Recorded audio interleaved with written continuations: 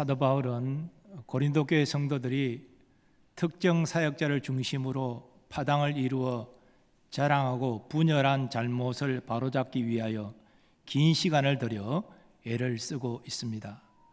본문 바로 앞에서는 바울 자신이나 아볼로 같은 사역자들은 그리스도의 일꾼으로 복음을 전하고 말씀을 가르치지만 진짜 생명을 주고 성장하게 하신 이는 하나님이심을 증거하였습니다. 그리고 고린도 교회 성도들이 그렇게 자랑하는 사역자들은 언젠가 하나님 앞에 서서 그 공적을 불로 심판받는 날이 있음을 증거하였습니다. 사역자들이 주께 받은 사명을 잘 감당했는지 판단받는 날이 있다는 것입니다. 그러므로 그러한 사역자들을 자랑하지 말고 그들의 주인 되시는 예수님을 자랑하라, 바울은 촉구하였습니다. 그리고 본문에서 바울은 고린도 교회 성도들이 분열한 잘못을 세 가지 측면에서 증거합니다. 먼저 하나님의 성전 측면에서 증거합니다. 너희는 너희가 하나님의 성전인 것과 하나님의 성령이 너희 안에 계시는 것을 알지 못하느냐? 누구든지 하나님의 성전을 더럽히면 하나님이 그 사람을 멸하시리라. 하나님의 성전은 거룩하니 너희도 그러하니라. 구약시대 하나님은 모세를 통하여 이스라엘 자손에게 하나님이 거하실 성막을 지을 것을 명하셨습니다. 그리고 성막, 지성소, 언약궤 뚜껑 위에 임하셔서 이스라엘 자손에게 말씀하셨습니다. 이런 의미에서 이스라엘 자손이 광야 40년 생활할 때 성막 지성소는 하나님이 거하시는 곳이었습니다. 이스라엘 자손이 가나안 땅에 정착하고 솔로몬이 하나님을 위하여 성전을 짓기 전까지도 그러했습니다. 그리고 솔로몬이 하나님의 성전을 지은 이후에는 성막이 아닌 성전 지성소에 하나님이 거하셨습니다. 물론 하나님이 사람처럼 성막 지성소, 성전 지성소라는 공간에 제한되어 거하시는 것은 아닙니다. 하나님은 신이시기 때문에 온 천지 충만하십니다. 모든 곳에 존재하십니다. 그러나 하나님은 특별히 이스라엘 자손이 하나님의 명을 따라 지은 성막과 성전 지성소로 구별하여 거기에 거하셨습니다.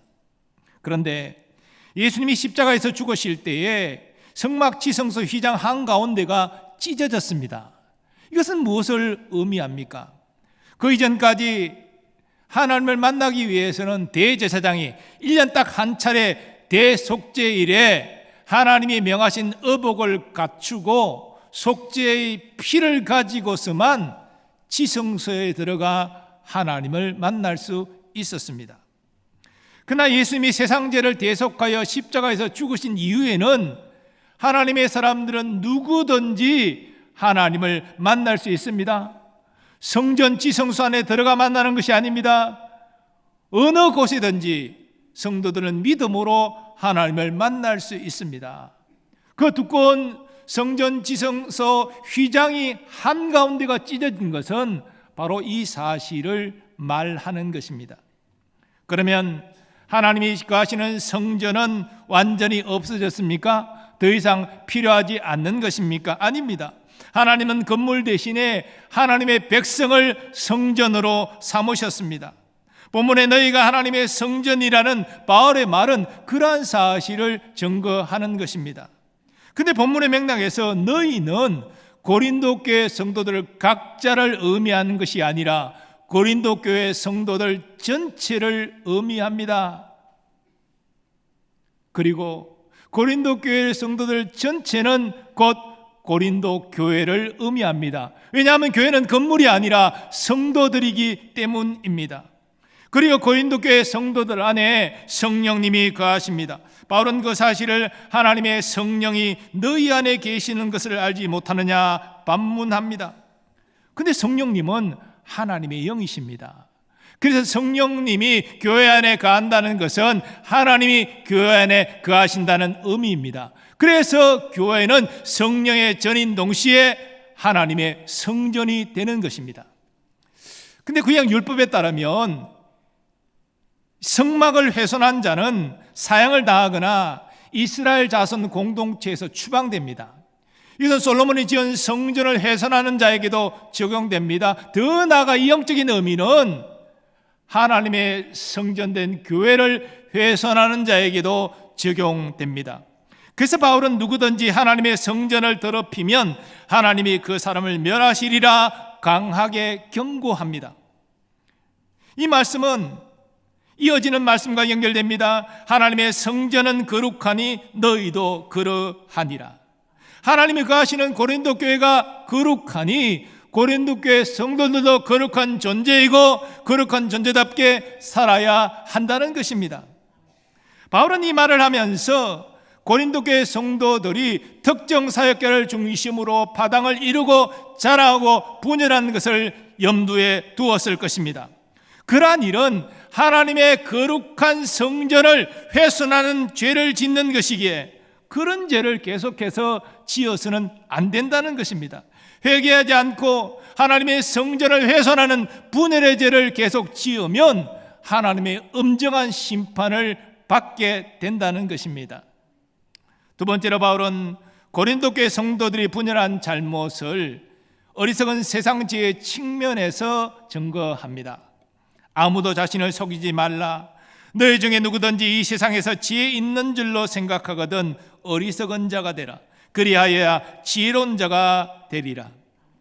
바울은 고린도 교회 성도들에게 자신을 속이지 말라 말하고 있는데 이 말의 의미는 고린도 교회 성도들은 영적으로 지혜인 자들이 아닌데 마치 자신들이 가장 지혜 있는 자인 양 행하고 있다는 것입니다. 그래서 자기 인간적인 지혜로 사역자를 판단하고 편을 가르고 서로 자랑하고 분열하고 있다는 것입니다. 그러나 바울의 말처럼 참된 지혜는 자신이 지혜가 없다라고 깨달은 자에게 하나님이 주시는 것입니다. 내가 지혜가 없으니 하나님 내게 지혜를 주십시오. 그렇게 소원하는 자에게 하나님의 참된 지혜가 주어진다는 것입니다. 예수님은 그러한 영적 원리를 제자들에게 이렇게 말씀하신 바 있습니다. 심령이 가난한 자는 복이 있나니 천국이 그들의 것이며.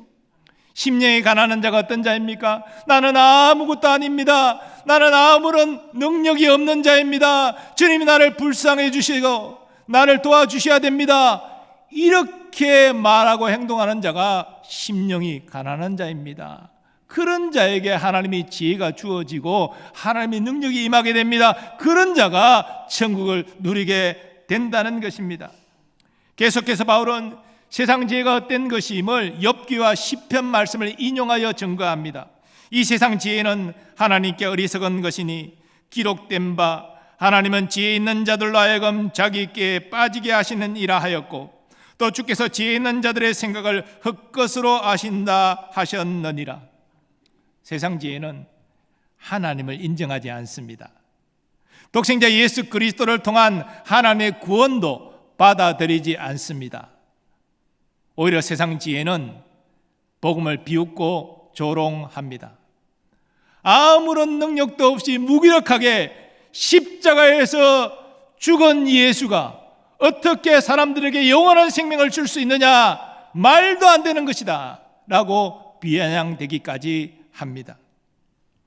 그러니 세상 지혜는 하나님께 어리석은 것이 됩니다. 하나님은 지혜 있다고 자부하는 자들을 자기 꾀에 빠지게 하시고 그리고 지혜 있는 자들의 생각을 헛것으로 아십니다. 물론 그렇다고 세상 지혜가 아무런 가치가 없다라고 말한다면 이름은 잘못된 것입니다. 세상 지혜로 하나님을 알 수 없고 하나님의 구원에도 이를 수 없는 것은 분명한 사실이지만 하나님이 사람들에게 일반 은총으로 주신 지혜로 많은 유익한 일들을 이루었습니다. 과학과 의학의 발전, 문명의 발전은 하나님이 사람들에게 주신 세상 지혜로 말미암은 것입니다. 우리는 이런 세상 지혜를 통해서 얼마나 많은 편리를 누리고 있습니까? 과거 10년, 20년 전에는 상상하지도 못한 일들을 우리가 직접 경험하고 누리고 있지 않습니까? 하나님이 사람들에게 일반 은총으로 주신 지혜로 말미암은 일들입니다. 그런데 사람들은 하나님의 일반 은총으로 이 지혜를 주셨다는 것을 알지 못합니다. 하나님께 감사하지도 않습니다. 그러니 세상 지혜가 세상에 많은 이로운 일들을 남겼지만 하나님께서는 여전히 어리석은 것이 되는 것입니다. 장깔병은 이와 관련하여 이렇게 잘 말했습니다. 세상의 지식이나 지혜가 하나님의 말씀과 성령에 종속되지 않는 한 공허하고 무가치할 뿐 아니라 구원의 지식을 얻는데 방해물이 되기까지 한다. 세상 지혜를 의지하고 자랑한 것이 아니라 겸손히 하나님의 지혜를 구하고 하나님의 지혜를 사용하는 우리가 되기를 소망합니다. 세 번째로 바울은 만물이 교회의 것이라는 관점에서 고린도 교회 성도들의 분열을 설명합니다. 그런즉 누구든지 사람을 자랑하지 말라. 만물이 다 너희 것임이라. 바울이나 아볼로나 게바나 세계나 생명이나 사망이나 지금 것이나 장래 것이나 다 너희의 것이요. 바울은 고린도 교회 성도들에게 사람을 자랑하지 말라라고 말하면서 그 이유를 만물이 다 너의 것이기 때문이다라고 증거합니다. 그리고 바울 자신도 아볼로와 게바도 더 나아가 세계도 생명이나 사망도 지금 것이나 장래 것이 다 고린도 교회 성도들의 것이라 증거합니다. 만물이 무엇입니까? 그리고 만물이 교회의 것이라는 말은 또 무슨 뜻입니까? 그리고 이것이 왜 고린도 교회 성도들이 사람을 자랑하지 말아야 될 근거가 되는 것입니까? 본문에서 만물은 하나님의 창조로 존재하게 된 모든 것을 의미합니다. 만물 가운데는 바울을 비롯한 사역자들도 들어갑니다. 모든 사역자가 교회 곧 성도들의 것이 되는 이유는 모든 사역자는 성도들을 섬기라고 하나님이 세우셨기 때문입니다. 또 바울이 만물의 내용으로 나열하는 세계나 생명이나 사망이나 지은 것이나 장래 것은 하나님의 창조로 이 세상에 존재하게 된 것들입니다. 그런데 사람들은 이런 것들을 중요하게 여기죠. 자기 힘으로 어찌할 수 없는 것들, 우리의 생명, 우리의 사망, 우리의 지금 것, 나중 것, 우리가 살아가는 이 세상, 이 세계, 우리 마음대로 어떻게 할 수 있습니까? 우리 능력으로는 불가능한 일들이죠. 그래서 이런 것들을 중시 여깁니다. 그런데 이 모든 것들이 교회인 성도들의 것입니다. 즉 교회와 성도들을 위하여 존재한다는 것입니다. 이것은 예수님이 성도들을 위해 세계도 생명도 사망도 지은 것이나 미래 것도 다 해결해 놓으셨기 때문입니다. 그래서 그리스도 안에 있는 성도는 현재의 고난도 두렵지 않습니다. 미래 불확실도 두렵지 않습니다. 왜냐하면 현재 주님이 나와 함께 하셔서 나를 인도하기 때문이고 또 미래 불확실한 모든 것까지도 합력하여 선한 결과를 이미 이루어 놓으셨음을 알기 때문입니다. 성도는 심지어 죽음도 두려워하지 않는데, 왜냐? 육신의 죽음은 내 영혼이 완전히 구속받아서 주님 계신 낙원에 들어가 주님을 배웠고 찬양하고 경배하고 안식과 복락을 누리는 것으로 이어지는 것을 알기 때문이죠. 더 나아가 예수님 재림하시면 우리 죽어 썩어 흙으로 돌아간 몸도 영광의 부활의 몸으로 일어날 것을 알기 때문이죠. 그래서 낙원에 있던 우리 영과 다시 결합해서 우리가 눈으로 보는 이 세상이 지금은 죄로 오염되는 부패한 세상이지만 예수님 재림하시면 죄도 죽음도 사탄도 다 사라진 새하늘과 새 땅의 영광으로 회복되어서 그 새하늘과 새 땅에서 영원히 성도들이 우리가 왕노릇할 것을 알기 때문이죠. 이처럼 하나님이 세상을 창조하신 후 존재한 모든 것은, 앞으로 존재할 모든 것은 교회와 성도들의 소유입니다. 즉 교회와 성도들을 위한 것입니다. 이것은 교회의 머리 되신 예수님이 하늘과 땅의 모든 권세를 가지신 만유의 통치자이시기 때문에 예수님의 몸된 성도들이 예수님과 함께 만유의 상속자가 되기 때문입니다. 그러므로 바울은 성령의 감동으로 선포합니다. 너희는 그리스도의 것이요. 성도들은 바울과 아볼로 같은 사역자의 소유가 아닙니다. 그들을 중심으로 바당을 이루고 자랑하고 분열하는 죄를 지어서는 안 됩니다. 성도들은 예수님이 십자가에서 그 생명값으로 산 예수님의 소유입니다. 그리고 예수님은 성도들을 예수님 안에 거하게 하셨습니다. 장차 예수님과 함께 만유를 통치하게 하셨습니다. 그러니 우리는 예수님 안에서 구원의 확신을 가져야 됩니다. 예수님의 함께 하심에 소망을 가져야 됩니다. 그리고 언젠가 예수님과 함께 온 세상을 통치하게 될 소망을 품어야 됩니다. 이러한 소망을 분명히 가진 사람은 이 땅에서 예수님의 성품을 닮은 거룩한 자로 살기를 힘쓰고 예수님이 감당하신 복음 전파를 위하여 최선 다하며 살아갈 수 있습니다. 그것이 예수님의 소유된 성도들의 의무이자 특권입니다. 그런데 왜 거룩한 성도답게 행하지 아니하고 특정 사역자를 의지하여 그들을 중심으로 파당을 이루고 특정 사역자를 자랑하고 분열하는 죄를 짓고 있느냐? 속히 그런 죄악에서 벗어나서 예수님을 붙들고 예수님을 자랑하라. 예수님의 하나님의 자녀답게 그렇게 거룩하게 살아라. 이것을 지금 바울은 말하고 있는 것입니다. 그리고 바울은 또 선포합니다. 그리스도는 하나님의 것이니라. 이 말은 참 이해하기가 쉽지 않은 말씀인데요. 예수 그리스도가 하나님의 것이다. 이 말은 존재론적으로 그렇다는 말이 아니라 구속사를 위한 기능적인 측면에서 그러하다는 의미입니다. 왜냐하면 우리가 잘 아는 대로 성부, 성자, 성령님은 삼위로 구분되어 존재하시지만 그렇다고 세 하나님이 아니라 한 하나님이시기 때문입니다. 만약 존재론적으로 예수님이 하나님의 것이다라고 받아들이면 두 존재를 인정하는 것이 되어 삼위일체를 부정하는 결과를 가져오게 됩니다. 그러나 존재론적으로는 그렇지 아니하지만 한 하나님이시니까요, 구속사를 위한 기능적인 측면에서는 예수님이 성부 하나님께 온전히 복종하셨으니 하나님의 것이 되는 것입니다. 예수님은 하나님의 뜻을 따라 자기를 비우시고 성육신하셨습니다. 율법 아래 거하셔서 율법에 철저히 복종하셨습니다. 또 하나님의 뜻에 순종해서 세상 죄를 지시고 십자가에서 하나님 저주 심판받아 죽으셨습니다. 또 하나님의 뜻 안에서 장사된 지 3일 만에 부활하셨습니다. 그래서 죄인을 구원하고자 하는 하나님의 뜻을 완전히 이루셨습니다. 이런 의미에서 예수님은 하나님의 것이 됩니다. 빌립보서 말씀은 그 사실을 잘 증거합니다. 그는 근본 하나님의 본체시나 하나님과 동등됨을 취할 것으로 여기지 아니하시고 오히려 자기를 비어 종의 형체를 가지사 사람들과 같이 되셨고 사람의 모양으로 나타나사 자기를 낮추시고 죽기까지 복종하셨으니 곧 십자가에 죽으심이라.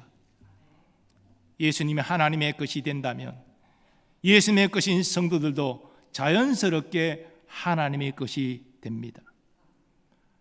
하나님은 아들의 생명값으로 우리를 사셔서 하나님의 소유되게 하셨습니다. 그러니 성도인 우리가 하나님의 영광을 위하여 사는 것은 너무나 당연한 일입니다. 오늘 말씀을 통해서 우리는 먼저 교회가 하나님의 성전임을 유의해야 합니다. 교회 안에 하나님이 성령으로 거하고 계십니다. 우리 눈에 보이지 않지만 성령으로 하나님이 임재하고 계십니다. 비록 건물이 오래되고 낡아도 예배하는 성도들의 숫자가 많지 않을지라도 그곳에 성령으로 하나님이 임재하고 계십니다. 그래서 교회는 하나님의 성전입니다. 그러므로 교회는 하나님의 말씀에 순종하는 거룩한 공동체가 되어야 됩니다. 거룩한 성전이니 거룩한 공동체가 되어야 되는 것입니다. 그럴 때 하나님의 임재가 더욱 충만하고 하나님의 은혜와 복이 충만하게 임하게 될 것입니다. 또 또 교회는 장차 예수님 안에서 만물의 상속자가 되고 예수님과 함께 만물을 다스리게 될 것입니다. 이 모든 것은 하나님의 성경을 통해서 약속하신 것이기 때문에 반드시 이루어질 것입니다. 동시에 우리 각자도 하나님의 성전입니다. 오늘 본문의 맥락은 교회를 말하고 있지만 우리 각자도 하나님의 성전이 분명합니다. 왜냐하면 성령이 우리 안에 임하셔서 우리 안에 거하시기 때문이죠. 성령님이 우리 안에 거하시니 하나님이 우리 안에 거하시는 것입니다. 곧 우리를 하나님의 성전으로 삼으신 것입니다. 그러므로 성도는 하나님의 모신 거룩한 존재로서 하나님의 자녀답게 거룩하게 살아가야 됩니다. 혹시 연약함으로 범죄했을지라도 내 안에 하나님 모시고 있다는 사실을 생각할 때 즉각 회개하고 내 심령을 깨끗게 함으로 다시 거룩하게 살아가야 마땅한 것입니다.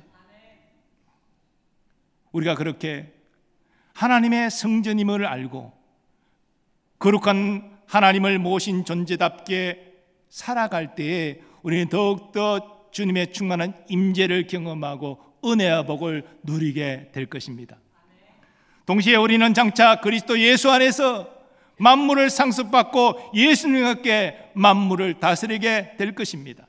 사실 우리 자신을 보면은 참 여러 가지 약함이 많죠. 오늘도 말과 행동으로 범죄하고 하나님 영광 가린 나 같은 자가 어떻게 만물을 상속받고 만물을 다스리는 자리에 함께할 수 있는가? 그런 의심이 들어오는 것이 사실입니다. 그러나 여러분, 지금 우리가 완전히 구원을 이룬 상태가 아닙니다. 우리는 몸도 영혼도 아직 완전한 구원함을 이루지 못했지만 언젠가 이 땅의 육신의 죽음을 맞이할 때 먼저 육체에서 분리된 우리의 영혼이 영화롭게 변화될 것입니다. 영화롭다는 것은 죄의 요소가 전혀 없다는 거예요. 그래서 하나님 계신 낙원에 들어가서 거기서 하나님 바라보고 예수님 배웠고 경배하고 안식과 복락을 누리게 되는 것입니다. 그것이 영혼의 구속입니다. 완전한 구속이죠. 뿐만 아니라 우리의 몸의 완전한 구속의 날이 임합니다. 언제 그런 날이 임합니까? 예수님 재림하실 때 우리의 썩어 흙으로 돌아간 육체가 영광스럽게 부활하잖아요. 몸의 완전한 구원입니다. 그래서 낙원에 있던 우리 영혼과 다시 결합하게 되지요. 그리고 우리가 지금 보고 있는 이 부패한 세상도 새하늘과 새 땅으로 완전히 변화되지 않습니까? 예수님과 함께 새하늘과 새 땅에서 우리는 왕노릇하며 이 세상을 통치하며 살게 될 것입니다. 이것은 하나님의 약속입니다. 우리가 하나님의 아들, 딸이기 때문에 누리는 것입니다. 그러므로 이 사실을 확신하고 고린도 교회 성도들처럼 사람을 의지하고 자랑하는 우리를 범하는 것이 아니라 오직 예수를 의지하고 자랑하는 우리가 되기를 소망합니다. 그리고 이 세상 성공에 매여 있는 자가 아니라 하나님 나라를 바라보고 소망하며 그 나라의 보화를 쌓는 지혜로운 자로 살아가는 우리가 되기를 소망합니다. 사랑하는 여러분, 우리는 하나님의 은혜로 택하심을 받고 하나님의 아들과 딸이 되었습니다. 우리가 어떤 형편처지 가운데 있다 할지라도 우리 고귀한 신분을 잊지 말고 하나님의 아들과 딸에 걸맞게 생각하고 살아가는 우리가 되기를 소망합니다. 이를 위해서는 우리는 사람을 의지하고 자랑해서는 안 됩니다. 이 세상의 재물과 명예 권세를 의지하고 자랑해서도 안 됩니다. 오직 예수 그리스도를 자랑하고 의지해야 합니다. 이를 위해서 우리가 하나님을 모신 거룩한 성전이라는 사실을 명심하십시오. 거룩한 성전을 훼손하는 죄를 짓지 마시기 바랍니다. 그리고 하나님께 지혜를 구하시고 그 지혜를 의지하여 살아가는 우리가 되기를 소망합니다. 더 나아가 우리가 만물의 소유자고 그래서 예수 그리스도와 함께 만물을 다스리는 영광을 누릴 존재라는 사실을 기억하시기 바랍니다. 그럴 때 고린도 교회 성도들처럼 어리석게 인간적인 생각으로 사람을 의지하고 자랑하는 잘못에서 벗어나서 오직 우리 주 예수님을 의지하고 자랑하는 자로, 그래서 마침내 승리하는 자로 살게 될 줄 믿습니다. 예수님은 우리 구원의 모든 것이고 우리 행복의 모든 것이 되십니다. 우리를 위해서 이 땅에 사람 되셔서 우리를 위해서 죽으시고 부활하신 예수님께 감사와 찬양과 영광을 올려드립니다. 이제 오늘 말씀을 생각하면서 함께 찬양하기를 원합니다. 죽임당하신 어린 양, 우리 예수님을 생각하면서 함께 믿음으로 고백하고 찬양하겠습니다.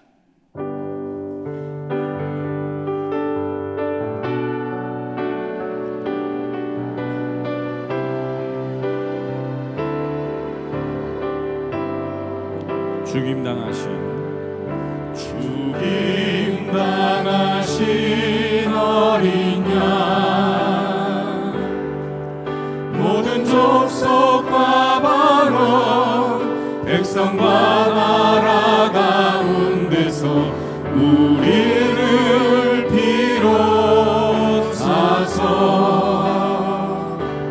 하나님께 드리셨네. 죽임당하신 어린 양, 죽임당하신 어린 양, 우리들을 알아와 제사장 삼아주셨으니 우리는 주와 함께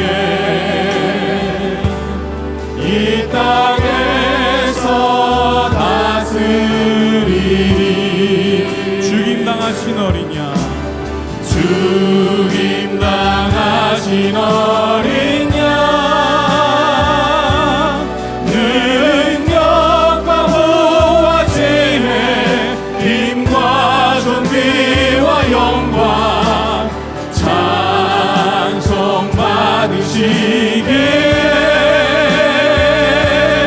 합당하신 어린 양. 이제 가능하신 분들 일어나셔서 우리 고백하고 찬양하겠습니다. 죽임당하신 어린 양, 모든 족속과 방언 백성과 나라 가운데서 우리를 비롯하서 하나님께 드리셨네. 죽임당하신 어린 양, 죽임당하신 어린 양, 우리들을 알아와 제사장 삼아주셨으니 우리는 주와 함께 이 땅에서 다스리니. 죽임당한 어린 양, 죽임당하신 어린 양, 능력과 부와 지혜, 힘과 존귀와 영광 찬송 받으시기에 합당하신 어린. 주의 손들고 고백하며 찬양하겠습니다. 죽임당하신 어린 양, 능력과 부와 지혜, 힘과 존귀와 영광 찬송 받으시기에 합당하신 어린 양.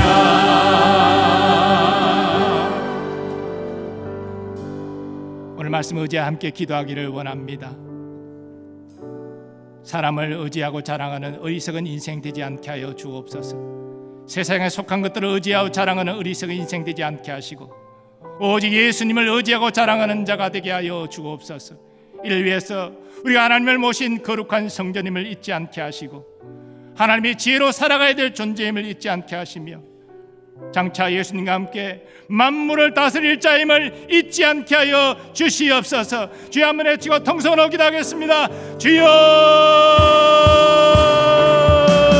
주의 향하신 우리 말씀을 통하여서 하나님의 은혜로 하나님의 자녀가 된 우리가 이 땅에서 사람을 의지하고 자랑하는 자로 살지 않게 하시고 세상에 속한 재물과 명예와 권세를 의지하고 자랑하는 자로 살지 않게 하시고 오직 우리의 구원의 모든 것 되시고 우리의 행복의 모든 것 되시고 예수님을 신뢰하고 자랑하며 살게 하여 주시옵소서. 아버지, 우리 교회가 사람이 중심이 되는 교회가 아니라 예수님이 중심이 되시는 교회가 되게 하여 주옵소서. 이를 위해서 우리가 하나님의 성전인 것을 기억하게 하시고 우리가 아버지와 세상적 지혜가 아니라 하나님이 주신 지혜로만 설 수 있는 존재임을 알게 하시고 우리가 장차 예수님 안에서 만물을 상속받고 예수님과 함께 만물을 다스릴 존귀한 자임을 아버지 우리가 붙잡고 나가게 하여 주옵소서. 이를 통해서 우리도 하나님께 영광 돌리고 우리 교회도 하나님께 영광 돌리는 교회가 되게 하여 주시옵소서. 나를 위하여 달려오시고 나를 위하여 걸어주시고 죽으시고 부활하신 예수님이 나의 모든 것 되십니다. 나의 전부가 되십니다. 나의 삶의 중심이 되십니다. 아버지, 믿고 고백하는 모든 성도들에게 주의 은혜와 사랑으로 충만케 하여 주시옵소서. 거룩하신 하나님, 오늘 말씀을 통해서 우리가 하나님의 은혜로 구원받은 것을 생각하면서 이제 하나님의 거룩한 백성답게 사람을 의지하고 자랑하는 것이 아니라 세상에 속한 것들을 의지하고 자랑하는 것이 아니라 오직 나의 구원과 나의 행복의 모든 것 되시는 예수님만을 의지하고 자랑하게 하여 주옵소서. 이를 위해서 우리가 주님을 모신 거룩한 성전임을 한시도 잊지 않게 하시고 우리가 세상적 지혜로 살아가는 존재가 아니라 겸손히 하나님을 의지하여 하나님이 주시는 지혜로만 살아갈 수 있는 존재임을 우리가 분명히 알게 하시고 더 나아가서 연약한 우리가 언젠가 영화롭게 변화되어 예수님과 함께 만물을 다스릴 자임을 잊지 않게 하여 주시옵소서. 사람이 중심되는 교회가 아니라 예수님이 중심되는 교회가 되게 하시고 우리의 인생도 사람을 의지하는 인생이 아니라 예수님을 의지하는 인생이 되게 하여 주시옵소서. 오늘도 연약함 가운데 주님의 도우심을 구하는 이들이 있습니다. 예배 중에 육신의 질구가 치유받는 은혜가 있게 하여 주옵소서. 마음의 상처도 치유받게 하여 주옵소서. 삶의 답답한 문제들을 해결받게 하여 주옵소서. 영적인 침체에서 벗어나 성령으로 충만케 하여 주시옵소서. 우리의 사랑하는 자손들을 위하여 믿음으로 간구합니다. 무엇보다 신앙을 아름답게 계대하는 자손들 되게 하시고 저들의 성장과 학업과 진학과 취업, 결혼, 잉태, 출산 모든 일들이 하나님의 선하신 인도하심 아래 있게 하여 주옵소서. 국방의 의무를 감당하는 우리의 자녀들을 보호하여 주시고 유학 중인 우리의 자녀들이 그 공부를 잘 마치고 돌아오게 하여 주시옵소서. 오늘도 주의 몸된 교회를 섬기는 모든 일꾼들을 사랑하여 주시고 저들의 가정과 생업에 주의 복을 충만히 부어 주옵소서. 선교사님들 그 가족들 주님 지켜 보호하여 주시고 어려운 환경 속에서도 성령의 능력으로 귀한 사명 감당케 하여 주옵소서. 우리나라 우리 민족 주님 긍휼과 자비를 베풀어 주시사 위정자들이 사리사욕에 매이지 않고 국민을 위하여 헌신하는 나라가 되게 하여 주시옵소서. 남북의 평화복음 통일을 속히 이루어 주시고 이를 통하여 이산가족의 눈물을 웃음으로 바꾸어 주시고 남북 성도들이 함께 하나님께 예배하며 주의 재림을 예배하는 선교 민족으로 쓰임받게 하여 주시옵소서. 이제는 우리 주 예수 그리스도의 은혜와 하나님 아버지의 무한하신 사랑하심과 성령님의 역사하심과 교통하심이 하나님의 은혜로 구원받은 하나님의 거룩한 백성된 우리가 사람을 의지하고 자랑하고 세상 것을 의지하고 자랑하는 것이 아니라 우리의 구원과 우리의 행복의 모든 것 되시는 예수님만을 의지하고 자랑하기로 결단하는 모든 주의 백성들의 삶의 범사 위에 이제로부터 영원까지 함께 하시기를 축원하옵나이다. 아멘.